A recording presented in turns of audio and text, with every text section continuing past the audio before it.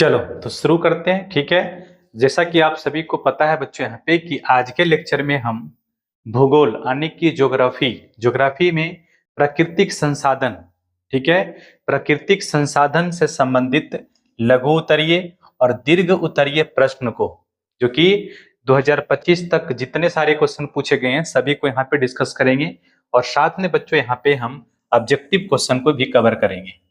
ठीक है, साथ में यहाँ पे हम ऑब्जेक्टिव क्वेश्चन को भी क्या करेंगे, आपके साथ डिस्कस करेंगे। ठीक है, तो स्टार्ट करते हैं। चलो, पहला है आपका लघु उत्तरीय प्रश्न। ठीक है, लघु उत्तरीय प्रश्न में है जलोढ़ मृदा के विस्तार वाले राज्यों का नाम बतावें। ठीक, मृदा में कौन कौन सी फसल उगाई जा सकती है। ठीक है, तो हम सभी क्या लिखेंगे बताओ। जलोढ़ मृदा के विस्तार वाले राज्य पंजाब, हरियाणा, उत्तर प्रदेश, बिहार, पश्चिम बंगाल, असम आदि हैं। यह मृदा अत्यंत उपजाऊ होती है, इसलिए इसमें गन्ना, चावल, गेहूं, मक्का, दलहन आदि फसलें अच्छी तरीके से उगाई जाती हैं। ठीक है, तो इस तरीके से क्या करेंगे बच्चों, हम बताओ इस क्वेश्चन का आंसर को लिखेंगे। ठीक है, आगे बढ़ते हैं। चलो नेक्स्ट देखो, बताओ समोच्च कृषि किसे कहते हैं। बताओ समोच्च कृषि किसे कहते हैं, तो क्या लिखेंगे। वह कृषि पद्धति जिसमें ढलान वाली भूमि पर, वह कृषि पद्धति जिसमें ढलान वाली भूमि पर जुताई और बुआई समोच्च रेखाओं के अनुसार घुमावदार या वृत्ताकार रूप में की जाती है। ठीक है, ताकि वर्षा का पानी धीरे धीरे बहे और मिट्टी का कटाव ना हो। ठीक है, मिट्टी का कटाव ना हो। चलो आगे देखो, पवन अपरदन वाले क्षेत्र में कृषि की कौन सी पद्धति उपयोगी मानी जाती है। बताओ, आपसे पूछ रहा है कि पवन अपरदन वाले क्षेत्र में कृषि की कौन सी पद्धति उपयोगी मानी जाती है। बताओ, तो क्या लिखेंगे बच्चों, लिखेंगे पवन अपरदन वाले क्षेत्र में पट्टिका कृषि उपयोगी मानी जाती है, क्योंकि इसमें खेतों में फसलों के बीच घास की पट्टियां उगाई जाती हैं, जिससे हवा की गति कम होती है और मिट्टी का कटाव रुकता है। ठीक है, मिट्टी का कटाव रुकता है। ठीक, चलो आगे देखो, बताओ भारत के किन भागों में नदी डेल्टा का विकास हुआ है, यहाँ की मृदा की क्या विशेषता है। क्वेश्चन कह रहा आपसे भारत के किन भागों में नदी डेल्टा का विकास हुआ है, यहाँ की मृदा की क्या विशेषता है। क्या लिखेंगे बताओ, तो हम लिखेंगे बच्चों यहाँ पे भारत के पूर्वी तटीय मैदानों में महानदी, गोदावरी, कृष्णा और कावेरी नदियों द्वारा नदी डेल्टा का विकास हुआ है। इन क्षेत्रों में जलोढ़ मृदा पाई जाती है, जो अत्यंत उपजाऊ होती हैं। इसमें पोटास, फास्फोरस और चूने जैसे पोषक तत्व प्रचुर मात्रा में पाई जाती हैं या फिर होते हैं। इसलिए यह धान, गन्ना और गेहूं की खेती के लिए बहुत उपयुक्त होती है। ठीक है, आगे बढ़ते हैं। चलो नेक्स्ट देखो, बताओ फसल चक्रण मृदा संरक्षण में किस प्रकार सहायक है। बताओ फसल चक्रण मृदा संरक्षण में किस प्रकार सहायक है। बताओ फसल चक्रण द्वारा मृदा के पोषणीय स्तर को बनाए रखा जा सकता है। गेहूं, कपास, मक्का और आलू जैसी फसलों को लगातार उगाने से मिट्टी की उर्वरता घट जाती है। ठीक, तिलहन और दलहन फसलों की खेती से यह उर्वरता पुनः प्राप्त होता है तथा नाइट्रोजन का स्थिरीकरण होता है, जिससे मिट्टी अधिक उपजाऊ बनती है। ठीक, चलो नेक्स्ट देखो, भूमि निम्नीकरण की समस्या को भूमि निम्नीकरण की समस्या के निदान हेतु किन्हीं दो उपायों का उल्लेख करें। भूमि निम्नीकरण की समस्या के निदान हेतु किन्हीं दो उपायों का उल्लेख करें। क्या लिखेंगे बच्चों बताओ? भूमि निम्नीकरण के निदान के दो प्रमुख उपाय। पहला है वृक्षारोपण करके, इससे मिट्टी का कटाव कम होता है और भूमि की उर्वरता बनी रहती है। ठीक है। दूसरा क्या लिखेंगे बच्चों बताओ? रासायनिक उर्वरकों का सीमित उपयोग तथा प्राकृतिक खाद का प्रयोग करके इससे मिट्टी की गुणवत्ता सुरक्षित रहती है। ठीक है, आगे बढ़ते हैं। चलो नेक्स्ट देखो, मृदा निर्माण के कारकों के लिखें। मृदा निर्माण के कारकों को लिखें। बताओ, मृदा निर्माण के कारक निम्नलिखित है। पहला है उचावच या धराकृति, मूल शैल या चट्टान, ठीक है, जलवायु, वनस्पति, जैव पदार्थ, खनिज कण और समय। ठीक है, ये सभी क्या है? मृदा निर्माण के कारक हैं। चलो नेक्स्ट देखो बच्चों, बताओ जलोढ़ मृदा से आप क्या समझते हैं? जलोढ़ मृदा से आप क्या समझते हैं? इस मृदा में कौन सा फसल उगाई जाती है? बताओ, क्या लिखेंगे? नदी द्वारा बहाकर लाई गई मिट्टी को जलोढ़ मृदा कहते हैं। इस मृदा में मुख्यतः धान, गेहूं, गन्ना, ठीक है, मक्का, दालें, तिलहन और जूट जैसी फसलें उगाई जाती है। ठीक है, आगे बढ़ते हैं। चलो नेक्स्ट देखो, बताओ खादर मिट्टी और बांगर मिट्टी में अंतर स्पष्ट करें। खादर मिट्टी और बांगर मिट्टी में अंतर स्पष्ट करना है, कैसे लिखोगे बताओ? देखो, खादर की बात करते हैं तो क्या लिखेंगे बच्चों बताओ? नई जलोढ़ मिट्टी को खादर कहते हैं। यह बालू एवं मृत्तिका का मिश्रण होता है। यह मिट्टी काफी उपजाऊ होती है। ठीक है, बांगर में क्या लिखेंगे बच्चों बताओ? पुरानी जलोढ़ मिट्टी को बांगर मिट्टी कहते हैं। ठीक है, इसमें कंकड़ एवं बजरी की मात्रा अधिक होती है, इसलिए यह खादर की अपेक्षा कम उपजाऊ होती है।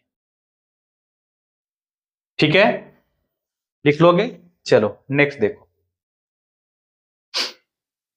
मृदा संरक्षण के किन्हीं दो उपाय को लिखें। बताओ, मृदा संरक्षण के किन्हीं दो उपाय को लिखें। ये क्वेश्चन रिपीटेड है, ठीक है, रिपीट हो गया है। ठीक है, आगे बढ़ते हैं। चलो, अब है आपका दीर्घ उत्तरीय प्रश्न। क्या बच्चों बताओ? दीर्घ उत्तरीय प्रश्न। बताओ, दीर्घ उत्तरीय प्रश्न में पहला क्वेश्चन क्या है? बताओ, जलाक्रांता कैसे उपस्थित होता है? मृदा अपरदन में इसकी क्या भूमिका है? बताओ, क्या लिखेंगे? अति सिंचन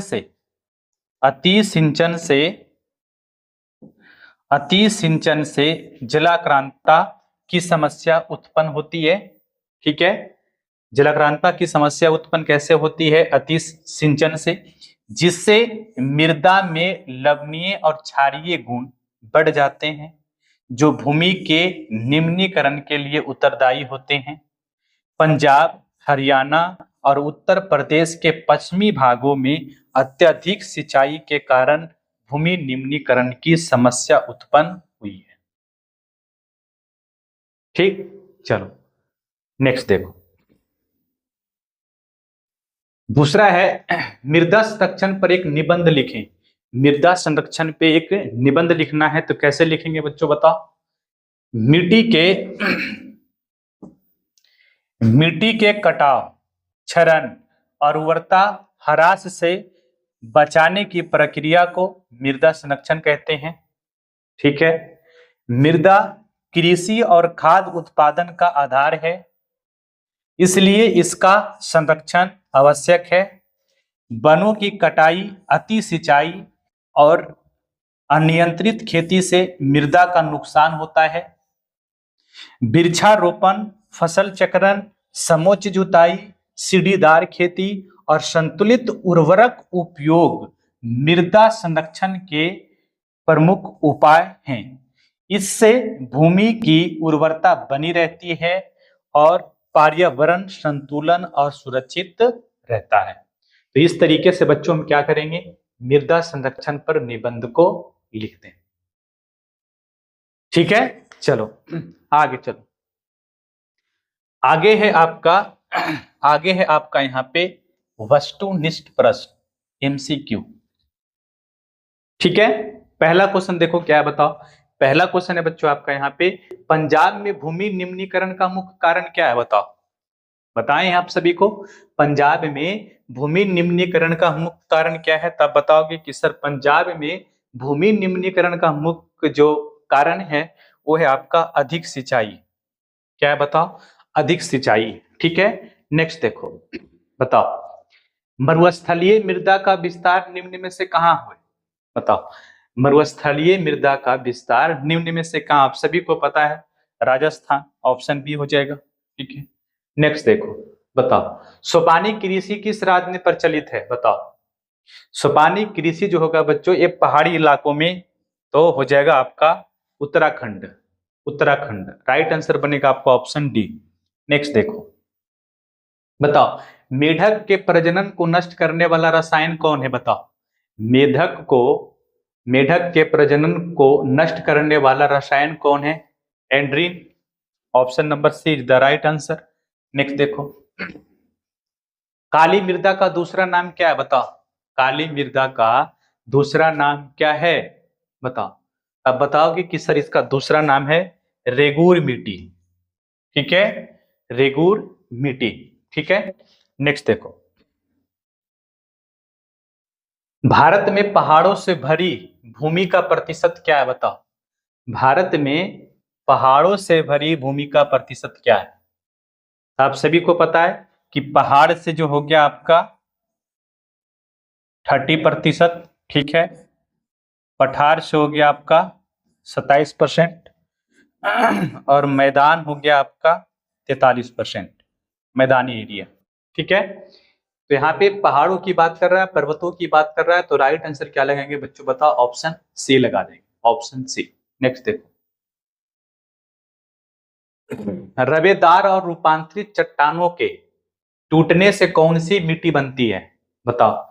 रवेदार और रूपांतरित चट्टानों के टूटने से कौन सी मिट्टी बनती है, आंसर बनेगा बच्चों आपका यहाँ पे ऑप्शन ए लाल मिट्टी। राइट आंसर हो जाएगा आपका ऑप्शन ए लाल मिट्टी। ठीक है, चलो नेक्स्ट देखो, कॉफी उत्पादक राज्य है, बताओ। कर्नाटक। राइट आंसर क्या बनेगा आपका, ऑप्शन ए कर्नाटक। नेक्स्ट देखो, भारत में सबसे अधिक विस्तार किस मिट्टी का है, बताओ। भारत में सबसे अधिक किस मिट्टी का विस्तार है, तो आप सभी को पता है ऑप्शन ए लगेगा जलोढ़ मिट्टी। ठीक है, जलोढ़ मिट्टी। ठीक है, ये कितने प्रकार के होते हैं, बताओ। दो प्रकार के, एक होता है आपका खादर और एक होता है क्या आपका बांगर। ठीक है, बांगर अपेक्षाकृत खादर के कम उपजाऊ होता है। ठीक है, एक कम उपजाऊ होता है, खादर ज्यादा उपजाऊ होता है। इसे नई मिट्टी कहा जाता है और इसे क्या कहते हैं, पुरानी मिट्टी भी कहते हैं। ठीक है, चलो आगे देखो, पुरानी जलोढ़ मिट्टी को क्या कहा जाता है, बताओ। अभी बताए हैं कि पुरानी जलोढ़ मिट्टी को क्या कहते हैं, बांगर। ठीक है, बांगर। और नई जलोढ़ मिट्टी को क्या कहते हैं, खादर। ठीक, चलो नेक्स्ट देखो, इनमें से कौन सा उपाय भूमि संरक्षण के लिए उपयोगी नहीं है, बताओ। इनमें से कौन उपाय भूमि संरक्षण के लिए उपयोगी नहीं है। ऑप्शन ए में क्या है, समोच्च कृषि, तो समोच्च कृषि तो है। ठीक है। पट्टिका कृषि ये भी है, ठीक है, ये सभी हम पढ़े हैं। समुच कृषि क्या होता है, पट्टिका कृषि क्या होता है, फसल चक्रण भी है, ठीक है। अनियंत्रित पशुचारण नहीं है, इससे निम्नीकरण होता है, संरक्षण नहीं है। ये भूमि का ठीक है संरक्षण नहीं है, इसके द्वारा संरक्षित नहीं होता है, इससे निम्नीकरण होता है भूमि का, इसलिए इसका राइट आंसर बनेगा ऑप्शन डी। ठीक है, नेक्स्ट देखो। लाल मिट्टी का रंग लाल होने का मुख्य कारण क्या है, बताओ। लाल मिट्टी लाल किसके कारण होता है, बताओ, मुख्य कारण क्या है इसका है। इसका राइट आंसर बनेगा बच्चों यहाँ पे ऑप्शन ए, लौहांश की उपस्थिति। ठीक है, लौहांश की उपस्थिति के कारण लाल मिट्टी का रंग कैसा होता है, लाल होता है। चलो कपास की खेती के लिए सर्वाधिक उपयुक्त मिट्टी कौन सी है, बताओ। कपास की खेती के लिए सर्वाधिक उपयुक्त मिट्टी कौन सी है, सभी को पता है, काली मिट्टी। ठीक है, इसे कपासी मिट्टी भी कहा जाता है, काली मिट्टी को, क्योंकि इसमें सबसे ज्यादा कपास होता है इसलिए। भारत के कुल क्षेत्रफल कितने प्रतिशत भाग मैदान है, बताओ। अभी बताए हैं, मैदानी जो एरिया है आपका कितना है, 43%। ठीक है, 43%, तो राइट आंसर क्या बनेगा बच्चों आपका ऑप्शन सी। नेक्स्ट देखो, उत्तर बिहार में बालू प्रधान जलोढ़ भूमि को क्या कहते हैं, बताओ। उत्तर बिहार में बालू प्रधान जलोढ़ भूमि को हम लोग क्या कहते हैं, बताओ, क्या कहते हैं बच्चों, बताओ। दियारा कहा जाता है, option C is the right answer, दियारा। ठीक है, चलो नेक्स्ट देखो। मृदा एक कैसा संसाधन है, बताओ। मृदा जो है किस प्रकार का संसाधन है, नवीकरणीय है, अनवीकरणीय है, अप्राकृतिक है, इनमें से कोई नहीं, बताओ क्या बनेगा इसका आंसर, क्या लगाओगे आप। तो राइट आंसर बनेगा बच्चों यहाँ पे आपका ऑप्शन ख। ठीक है, अनवीकरणीय है।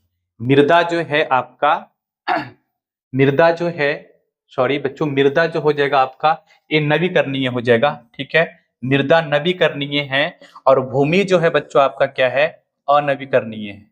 भूमि अनवीकरणीय है, अनवीकरणीय। ठीक है, भूमि हो जाएगा अनवीकरणीय और मृदा हो जाएगा आपका नवीकरणीय। तो राइट आंसर बनेगा बच्चों यहाँ पे आपका ऑप्शन क। ठीक है, विकल्प नंबर कौन होगा, क होगा यहाँ पे। ठीक है, नेक्स्ट देखो। पवन अपर्दन वाले क्षेत्रों में कृषि की कौन सी पत्ती उपयोगी है, बताओ। पवन अपर्दन वाले क्षेत्रों में कृषि की कौन सी पत्ती उपयोगी है, बताओ। तो पवन अपर्दन वाले में क्या होगा बच्चों, बताओ। पट्टिका कृषि, इसमें क्या होता है बताओ, फसलों के बीच में घास की पट्टियां लगाकर फसल उगाई जाती है, इसे क्या कहते हैं, पट्टिका कृषि। तो राइट आंसर बनेगा आपका ऑप्शन बी। ठीक है, पट्टिका कृषि। नेक्स्ट देखो, काजू की खेती के लिए सबसे उपयुक्त मिट्टी कौन सी है, बताओ। काजू के खेती के लिए सबसे उपयुक्त मिट्टी कौन सी है, बताओ। तो राइट आंसर लगाएंगे बच्चों यहाँ पे लेटेराइट मिट्टी। ठीक है, तटीय लेटेराइट मिट्टी, option number C is the right answer. ठीक, चलो नेक्स्ट देखो। भारत में कपास का सबसे बड़ा उत्पादक राज्य कौन सा है, बताओ। भारत में कपास का सबसे बड़ा उत्पादक राज्य कौन है, आप सभी को पता होगा, Gujarat. Option B is the right answer. Next देखो बच्चों, नाइट्रोजन स्थिरीकरण करने वाला नाइट्रोजन स्थिरीकरण करने वाला प्रमुख जीवाणु कौन सा है, बताओ। तो राइट आंसर क्या लगाएंगे बच्चों यहाँ पे, ऑप्शन ए राइजोबियम। ठीक है, option A is the right answer. ठीक है, तो आंसर बनेगा आपका राइजोबियम, ऑप्शन ए। ठीक है, चलो आगे बढ़ते हैं। चलो ये लास्ट क्वेश्चन था। ठीक है, तो आज के लेक्चर को बच्चों यहीं पे लास्ट करते हैं।